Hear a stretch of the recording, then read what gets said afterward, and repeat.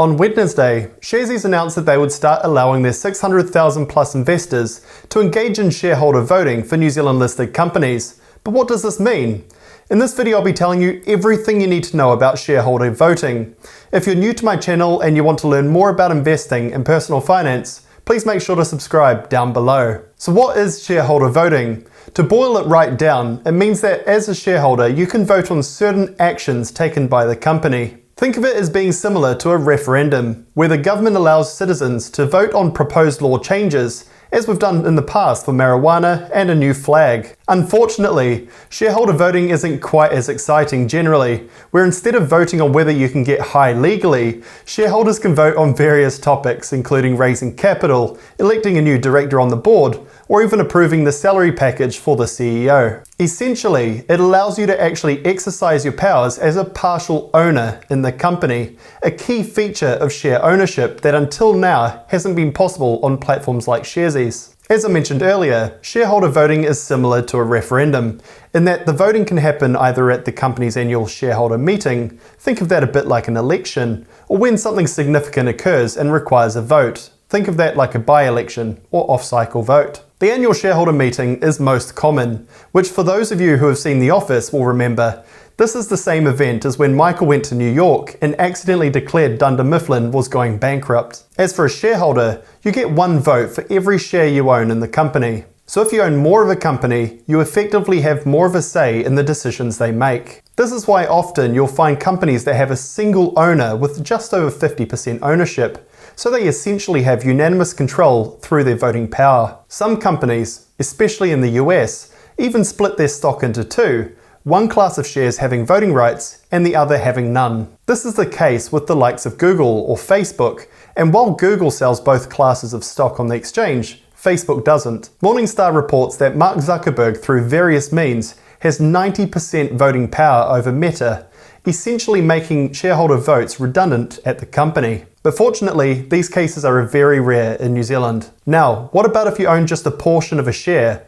or on your app, there is a decimal place in the number of shares you own? Fortunately, Sharesies have said that your vote will still count, as they will be pooling all of the fractional votes together that voted for a particular course of action. So if you own 5.3 shares, you'll effectively have 5.3 votes. When Sharesies submit this to the company, it is deemed a proxy vote, which simply means that Sharesies will be submitting the vote on your behalf. So let me walk you through how the voting generally works. Roughly half a week before the company holds its annual shareholder meeting, Sharesies will reach out to the company shareholders who are eligible to place a vote. To be eligible, you'll need to have owned shares on what's called the record date. This is set by the company and essentially is the day they compile a list of all the shareholders and work out how many votes they each get. Due to Sharesies having a 2-day settlement period, you'll need to have owned the shares at least 2 trading days prior to the record date to take part in the vote. So once you have received a notification from Sharesies stating that you're eligible to vote, you can log into your account and navigate to the screen for the company that is holding the vote.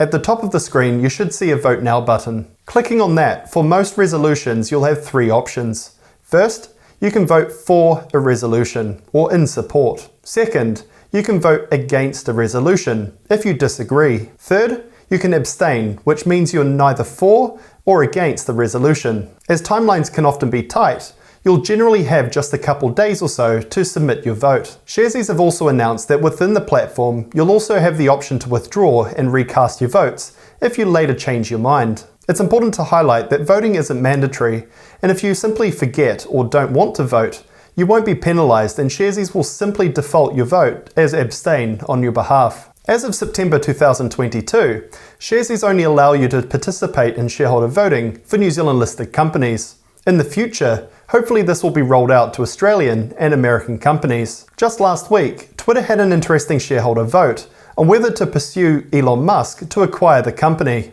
As this action would force all investors to sell their stock to Musk, a vote took place. Interestingly, 98.6% of Twitter shareholders voted in support of the resolution, prompting Twitter's management to stick to their guns in litigiously fighting Musk to purchase the company. So voting is important to have your say and push them to make the right decision. With Sharesies now having over 600,000 investors and over $2 billion invested, This collective pool of Sharesies investors are likely to be a huge force in shareholder voting going forwards in New Zealand. It is said that roughly 6% of Air New Zealand, for example, is owned by Sharesies investors alone, which is pretty significant when it comes to voting power. This is only likely to grow in the near future, so it's important to understand the power these recent moves by Sharesies are for Kiwi investors. So now that you're fully aware of what shareholder voting is and how it all works, let's get into when you can start voting. The first vote is coming up on Thursday 22nd of September for Air New Zealand shareholders. To participate,